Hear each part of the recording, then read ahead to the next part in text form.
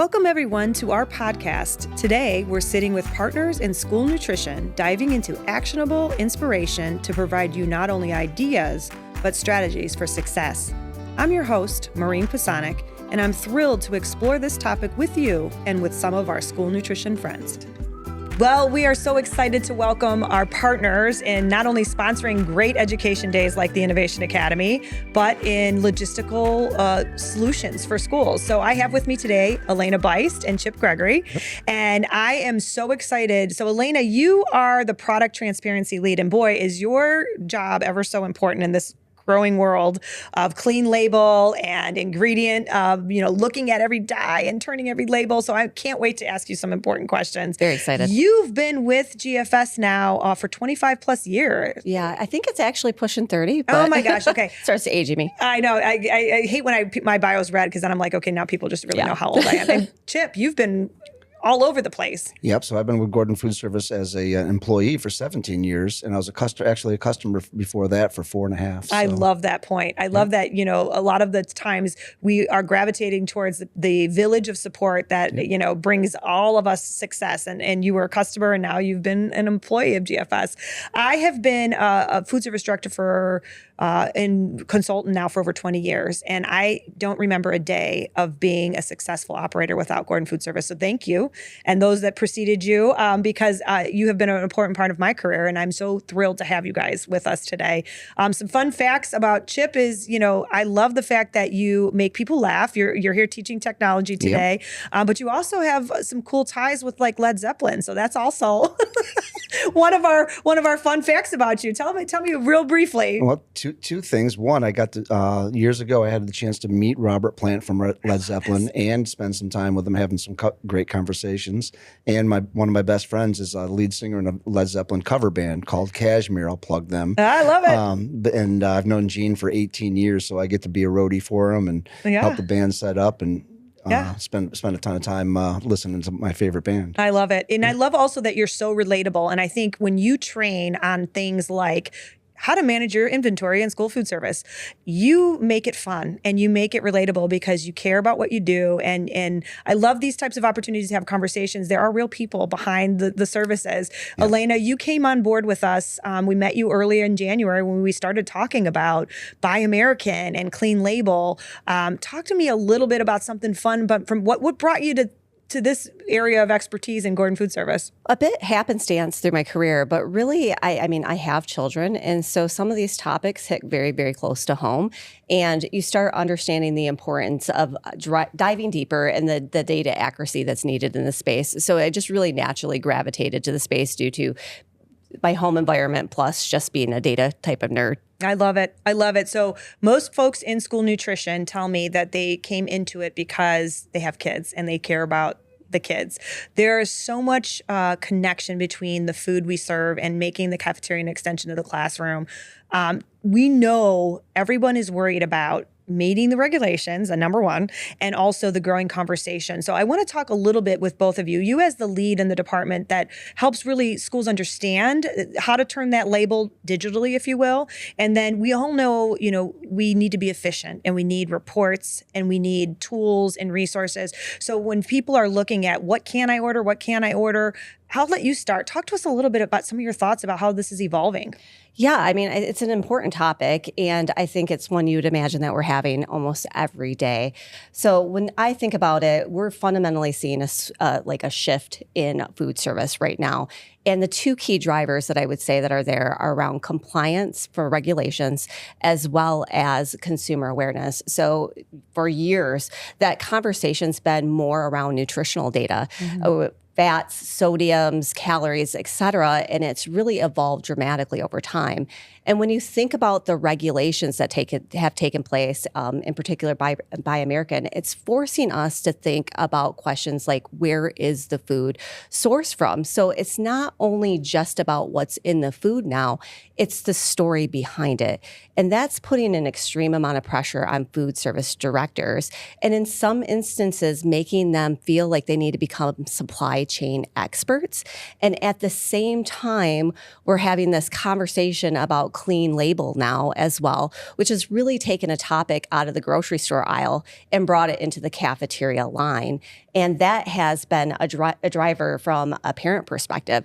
They want to know what their children are eating in a menu in a school during the day, and they want it to be simple and easy. They want to have confidence around what that is. They're asking questions about additives and food dyes, all also on a federal platform, right?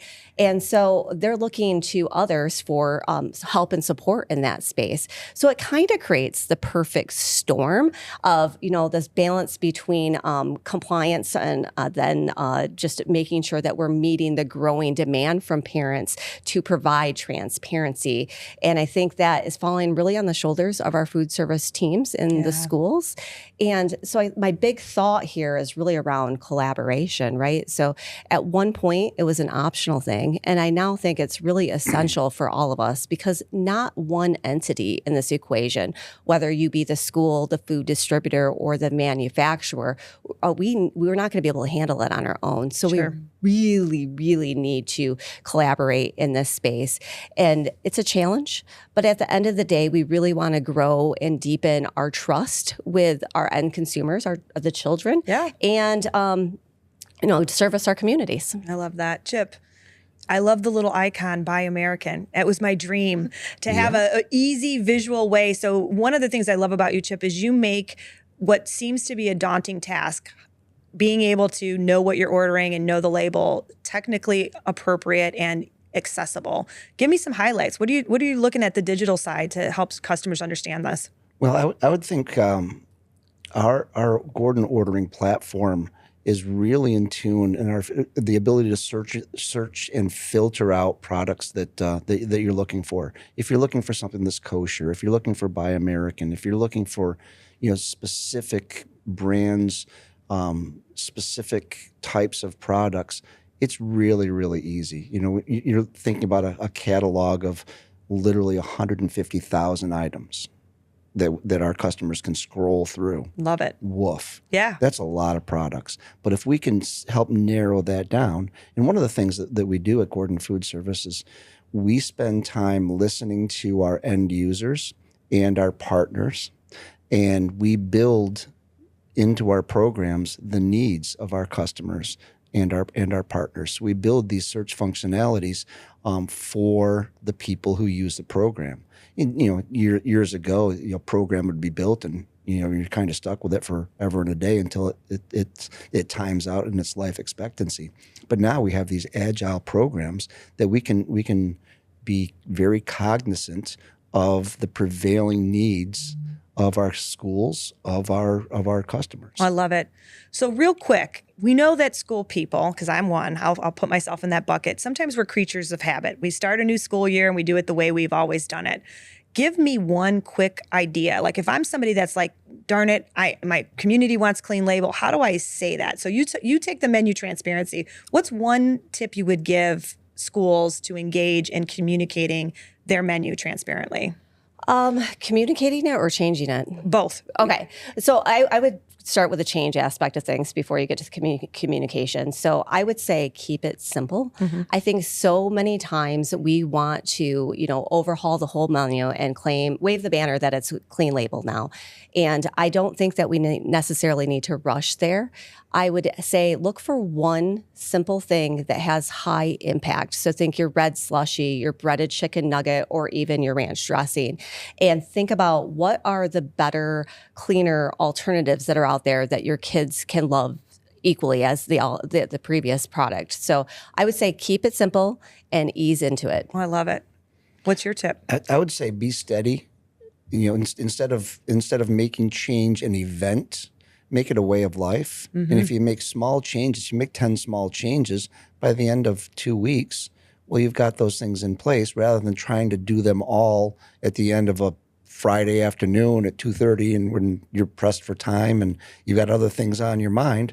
If you incorporate those changes or the concept of changing or doing things differently, do it on a regular basis, it's a lot easier to incorporate into your I your love work. it. And I'm going to give a plug for you, Chip, because you do great mini training videos. And I just want to say those have been so instrumental in allowing people that go, oh my God, I'm so overwhelmed. So your videos are 5 minutes or less, basically. And it says, hey, if you're interested in this tech tip from Gordon Food Service, click this button and you can not only watch it, but you can review it if you forget. So I love that as like a creature of habit. Don't be a creature of habit. Lean into the technology and get the training.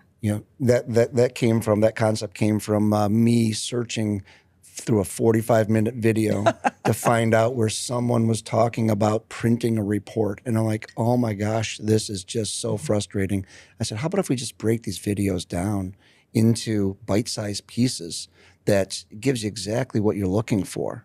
And if you don't want to print a video, print a report out, don't look at the video. Yeah, everybody Googles, they want a YouTube video solution for everything. Here's the quick answer. Yeah, I love that. Quick and casual videos go a long way. I love it. So for us, the last thing I'll talk about is, we have to, I say we can't give good service unless we get good service. So I hold our logistical team partners to the table of that. Like, hey, come to the table with me. Let's talk about that. There is a responsibility that I want to encourage us as food service providers and my menu writers and food orderers. You can do great procurement, but the biggest part of procurement that I feel we all could collaborate on is communication. So can you talk a little bit about, I'm a school, I've signed up, I want clean label ideas on my menu. I'm going to search my list, I'm going to get it, but now I want to change my menu. What's the next step that's so important that I think we just need to remind everyone about communicating for procurement and really scaling their changes appropriately? The number one thing that I would say is don't use your GFS sales rep or any distributor sales rep for that matter as just an order taker type of person. Use them as your partner. Explain the objectives that you're trying to do. And some of the things that we're talking about here, our sales teams are equipped to have those conversations and are able to help navigate a customer through that process. So I would say just make sure that you lean into that partnership, communicate steadily with them, provide your menus ahead of time, be proactive. Make sure that you're explaining what your objectives are there so that they can be ahead of the curve rather than trying to be reactionary in the moment as you're trying to deliver that menu out in a few days type of thing. Absolutely. And how many, like even if it's a guesstimate projections of, hey, we're changing our chicken. We know we've used X amount of cases. We're going to do a try day first. Then we're going to use this number. And on this day, it's going to change on our cycle. Because I think that's, no one likes the out of stock, right? And that's, there's goals on each side of the equation, both the person ordering it and the logistical team to make that clean label item available to be able to be on the menu. So I love that we have this conversation.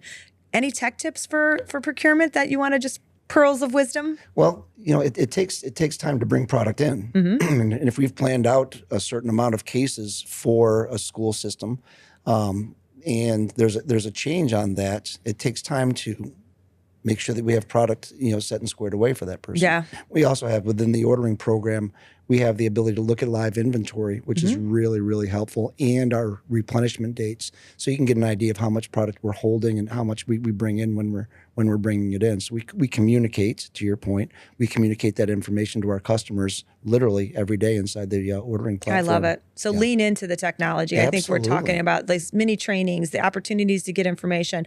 Last question, just for fun. What was your favorite lunch, Chip, when you went to school? Pizza, pepperoni. Pizza, pepperoni.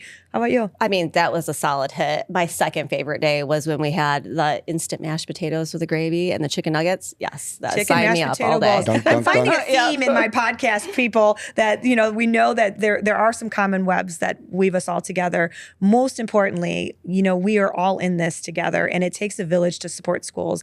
I just want to thank you. Pisanick thanks you for being such a loyal and consistent companion along the journey to help schools successfully feed wholesome meals to students to fuel their lives. So thank you again for being a participant of the podcast and all that you do to partner with us. And thank you for the opportunity. Yes, Appreciate thank you. Thank you for everything you do. Thank you.